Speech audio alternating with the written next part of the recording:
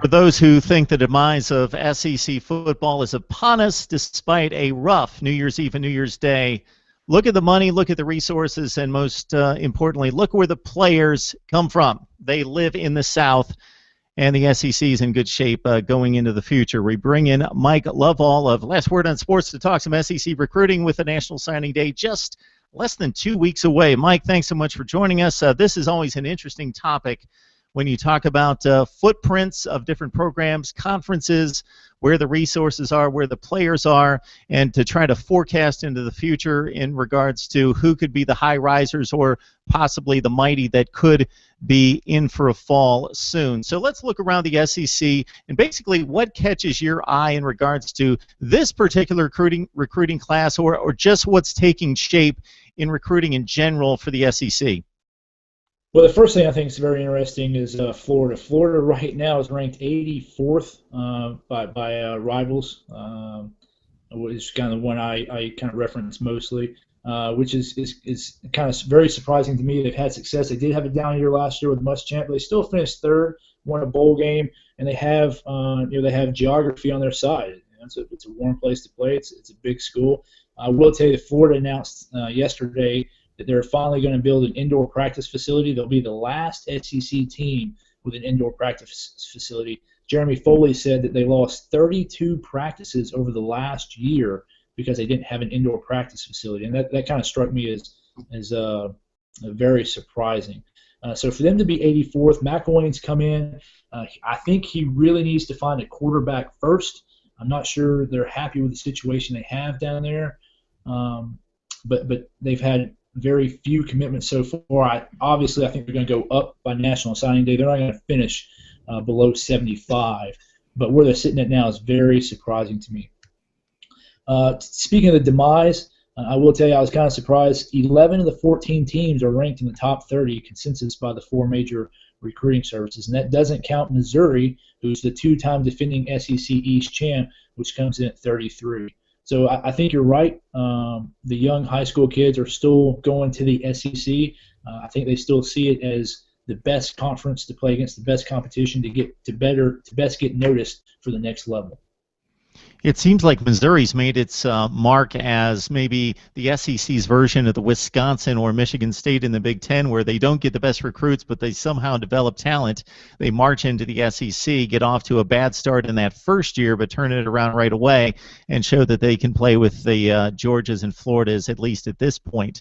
It's amazing to me that now we assume we've gotten to the point, Mike, with Alabama, where we just assume they're going to have the #1 class, and if it's a really horrible year, I guess a top 5 class, where it wasn't really that long ago, 2006, 2007, prior to Nick Saban, that Alabama was bringing in 2- and 3-star athletes, and the football program was really down. So it's easy to dismiss Nick Saban's success recruiting, to say it's the name brand, it's the money, it's everything that Alabama has in regards to prestige and tradition, but Nick Saban has done a job there.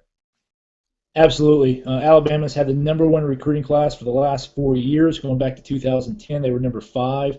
He's really put in place a system that perpetuates year after year.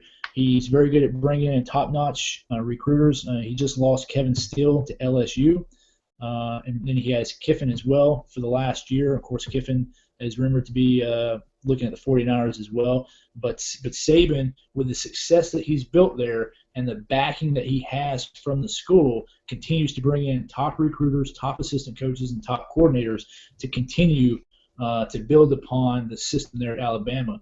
And the young high school players know that if they go to Alabama, they're going to have a chance to play for the SEC championship. They're probably going to have a chance to play in the playoffs, and they're probably going to have a chance to show what they have to make it to the NFL.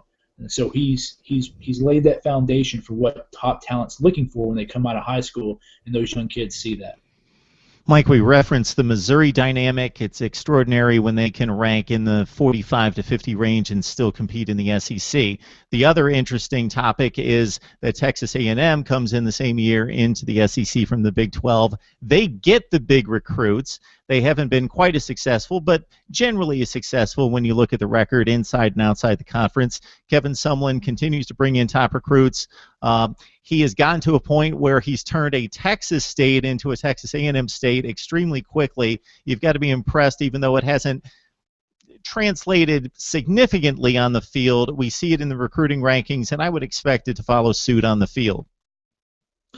Well, I think Texas A&M. I think you're exactly right, and I think he addressed that with the John Chavis move, which is probably the biggest recruitment of Sumlin's tenure since he's been in A&M, was recruiting Chavis away from LSU, not any one player. You're right. In Missouri, so a lot of people talk about the correlation between recruiting and performance on the field. Some people say that it's very important. It's a high correlation. Some people dismiss it totally. And I would tell you, as usual, the answer is right in the middle. You look at Missouri the past 5 years, going back to 2010, 33rd, 39th, 43rd, 31st, 57th, and 22nd recruiting classes, and they're the two-time defending SEC East champ. And of course, SEC East is a little bit down, but still, it's still the SEC East. And you're right about Texas. So obviously, you can't attribute Missouri's success to their recruiting prowess. I think what you have there is Gary Pinkel is just a really good football coach, and he's able to get what talent he has, and they perform on the field. With Texas A&M, 8th, 5th, 9th, 16th, 35th, and 19th in the last 5 years. So why haven't your question still stands? Why haven't they turned those top 20 recruiting classes into a legitimate SEC West championship run? Well, the defense. They just haven't been able to schematically compete against the offenses in the SEC West, and that's why Sumlin brought Chavis in. So recruiting is part of it.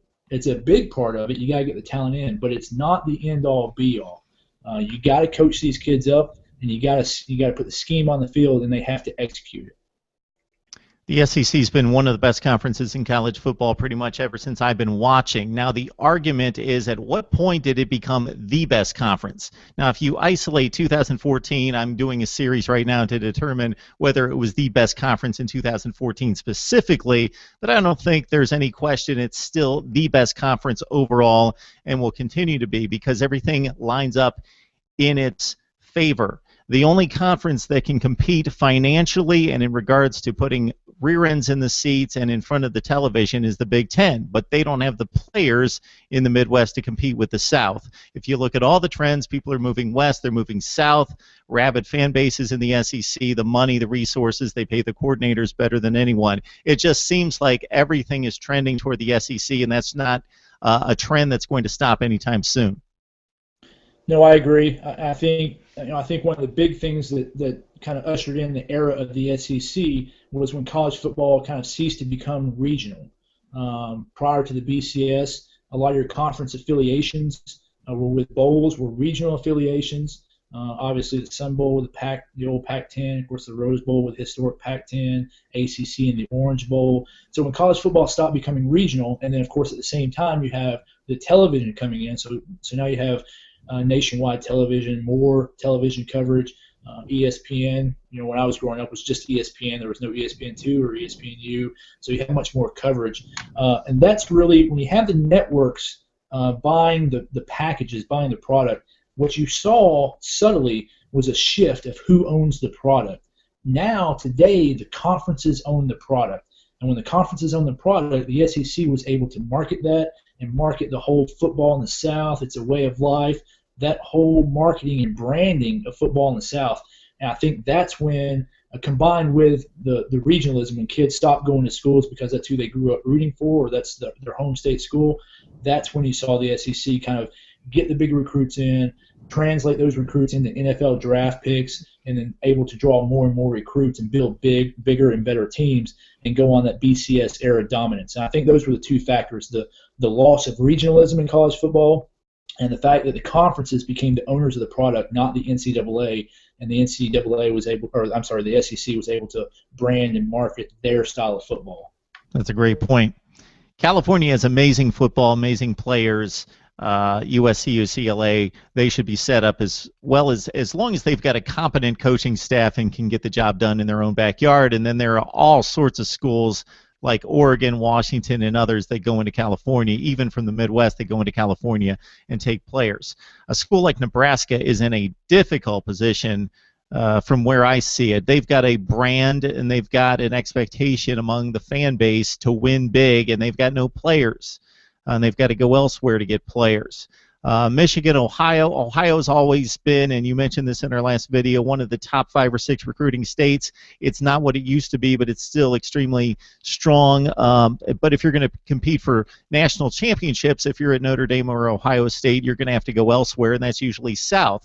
Ohio State seems to be the one program that has been able to go to California, and more so than that, go down south to Georgia, South Carolina, and Florida and steal some players and do it fairly consistently. Absolutely, and they've done it before Urban Meyer, but I think Urban Meyer brings that back, that capability back to Ohio State.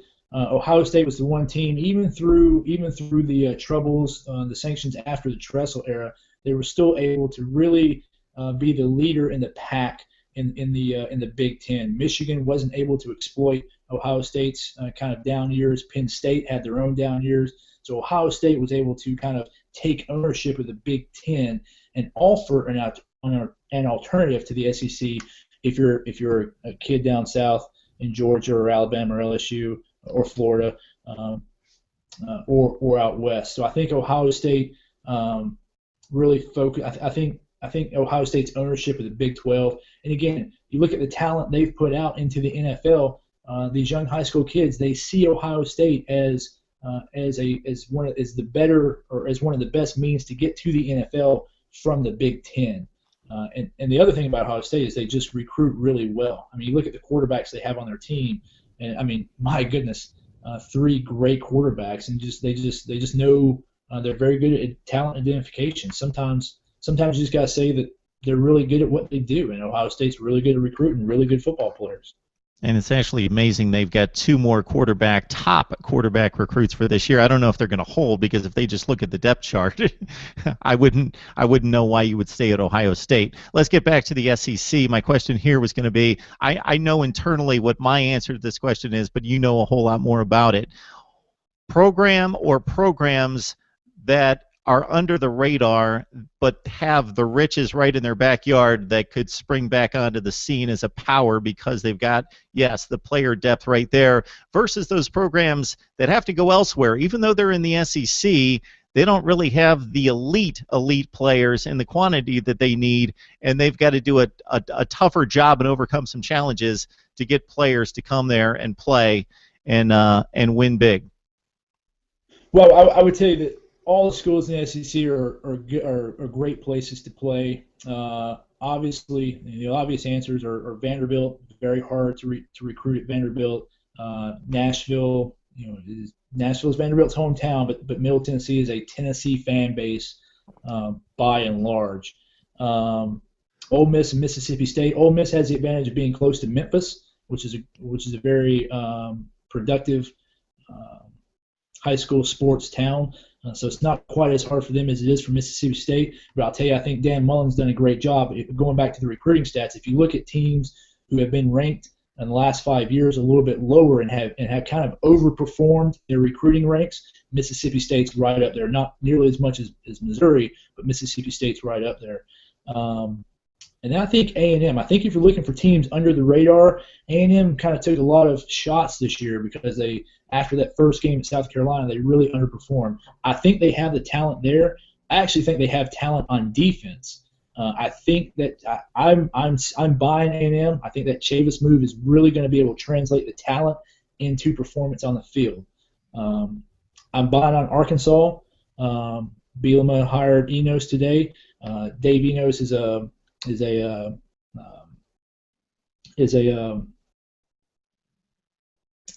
Michigan State offensive coordinator. I really think he's going to be able to work Bielema's offense. I think they're going to make a lot of noise next year. I think that's a popular pick, but I'm buying on Arkansas. I think Arkansas and A&M out of the West are people who are under the radar that will do well next year.